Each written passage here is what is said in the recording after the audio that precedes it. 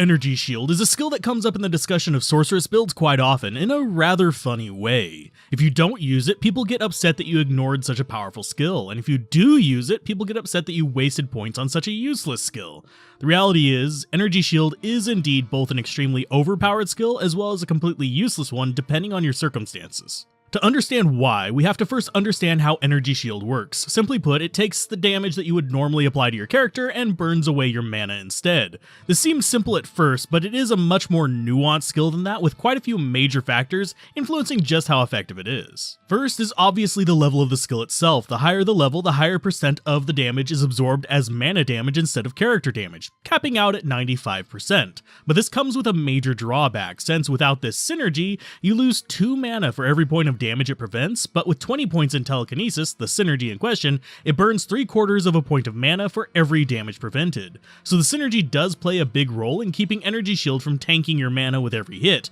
and means to make it effective, you're going to have to invest a good number of points into this defensive skill. With that, you might think it's simple: get your resist up to max, bump up both skills, get an insane mana, we'll be invincible, but you'd be wrong, because that's not how this skill works. Energy Shield itself is applied well before any forms of damage reduction, resistance, or absorb, meaning that if an enemy shoots a 100 damage firebolt at you, that damage sent to the Energy Shield will be based on this 100 damage amount, regardless of whether you have negative 50% fire resist or capped out 95% fire resist. The only damage reducers that come before Energy Shield are Bone Armor, Cyclone Armor, and the unit modifier for things like PvP, meaning in general your mana will be taking the full brunt of attacks. Another big issue with Energy Shield is that you are also far more prone to the current active bug related to mana burn enemies, which, at least for melee mana burn, will do 256 times the intended amount of damage per hit, meaning even with extremely high amounts of mana, these enemies will be a death sentence to any Energy Shield sorceress that is unable to avoid them, block their attacks,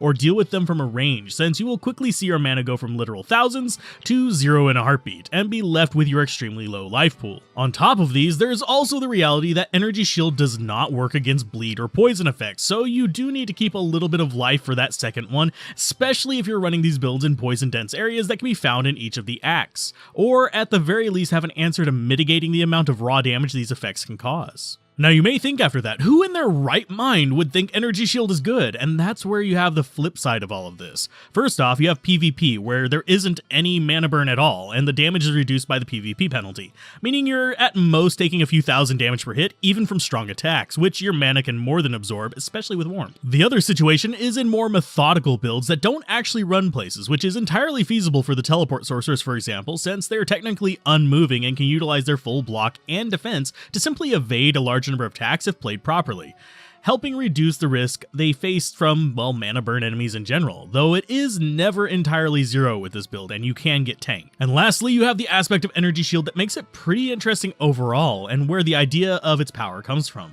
And that is, at high levels, very little damage is passing to life, meaning your integer damage reductions can come into play, and when combined with your other reductions as well as absorbs, you can find yourself easily taking 0 or even near 0 or negative damage as long as your shield stays up, making you nearly invincible. The reality is, if we ever get to see them actually and finally fix the mana burn bug, you very likely will see a return to and rise of more Energy Shield sorceresses in normal play, outside of the godly endgame gear builds or PvP focused players, since then the value of this build would be finally a lot more apparent to your average player who doesn't have god tier gear to make up for the downfalls of this skill.